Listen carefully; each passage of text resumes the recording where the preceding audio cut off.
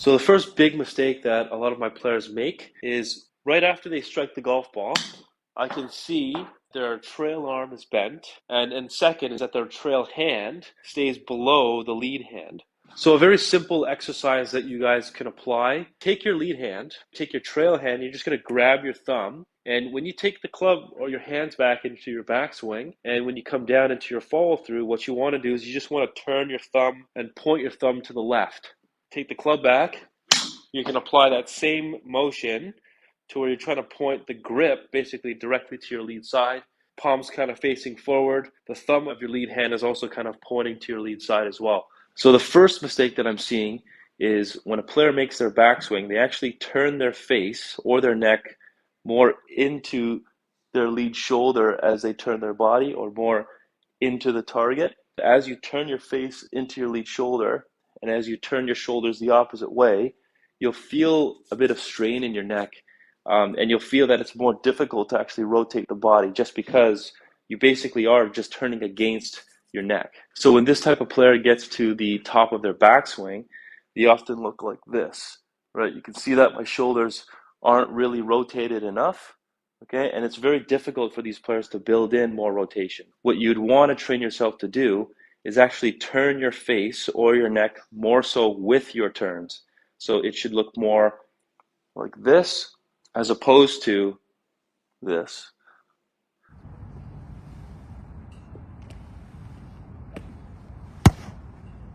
Follow these 3 tips to make crisp contact on every chip. To make excellent contact while chipping, you must avoid the leading edge digging into the turf. First, you need to ensure your grip is neutral or weak. A strong grip will promote over-rotation of the club head through impact, exposing the leading edge and causing it to dig into the turf. Second, your path needs to be neutral or from outside to in. An inside to out path also exposes the leading edge and promotes the club to dig into the turf. Third, your ball position needs to be in the middle or the front of your stance. The farther back your ball position is to your trail foot, the more the leading edge becomes exposed at impact, causing the club to dig into the turf. If you can follow these 3 tips while chipping, your duffs will disappear.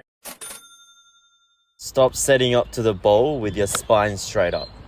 This can cause reverse pivot and lead to coming over the top as you're falling back in the backswing. You want to bump your lead hip forward, which will create spinal tilt, making it so much easier to load behind the ball.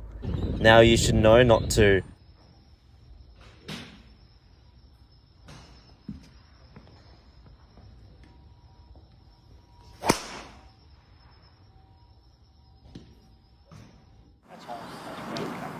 They have so much respect for Tiger. They've learned from him. They've watched him. Look at Tiger taking a video here of Charlie. Here's the coach.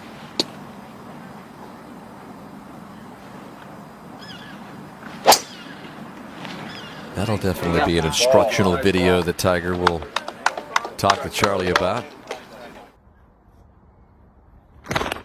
Up, hold, down.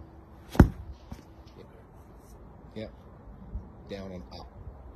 Round. Quick as you can back. Explode up. Yes, sir.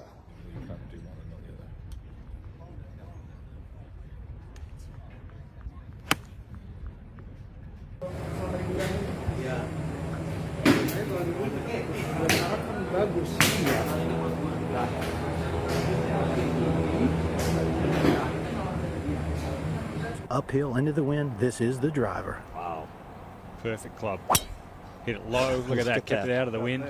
He's flying like a laser beam, Ian. Well done. Yeah, just your typical 3-wood driver on the green. 3-wood position, and then driver about 6 foot off the ground into the wind. Common question I get asked with the driver is, should it sit flat on the ground or should it be toe-ended up? It should be toe-ended up. It is not designed to be put flat on the ground. Make sure the toe of the club just sits nicely in the air and the score lines are pointing slightly up, and it might just help you with some better strikes.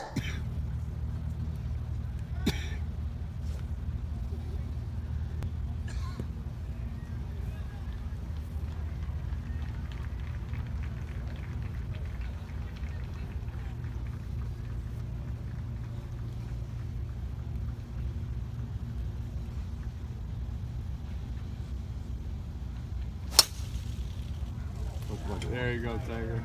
That's why it's start left.